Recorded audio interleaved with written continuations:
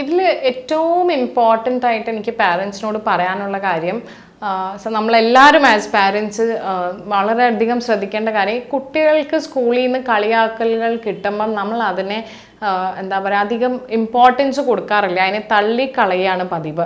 നമ്മൾ we try to be little the small stress that your child goes through.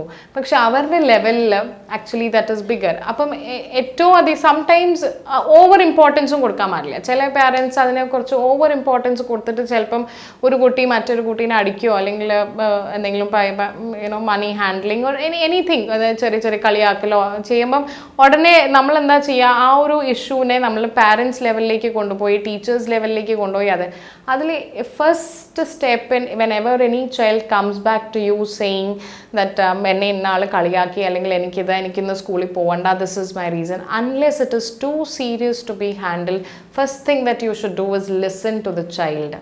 ആദ്യം കേൾക്കുക. പലപ്പോഴും നമ്മൾക്ക് കേൾക്കാൻ മനസ്ഥിതി ഉണ്ടാവാറില്ല, സമയം ഉണ്ടാവാറില്ല, അല്ലെങ്കിൽ നമുക്കതൊരു വലിയ വിഷയമല്ല, നമ്മുടെ ജീവിതത്തിൽ പലതും നടക്കുന്നുണ്ടാവും, അതൊരു വലിയൊരു സംഭവമായിട്ട് നമ്മൾ എടുക്കാറില്ല.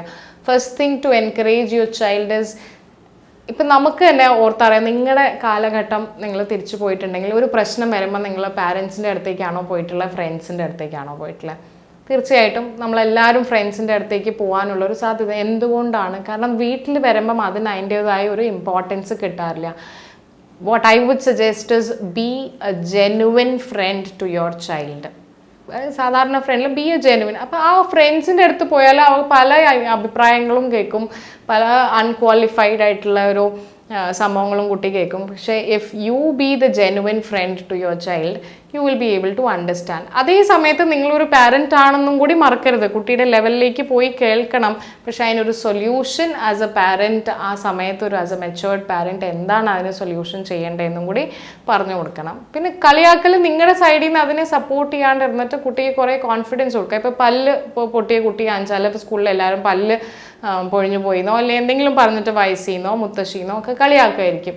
അതിന് നിങ്ങൾ അതിൻ്റെതായ രീതിയിൽ ഹാൻഡിൽ ചെയ്തിട്ട് കുട്ടിക്ക് കോൺഫിഡൻസ് കൊടുത്തിട്ടുണ്ടെങ്കിൽ she or he should feel that no I'm fine, I'm good എന്നുള്ളൊരു കോൺഫിഡൻസ് കൊടുക്കുക.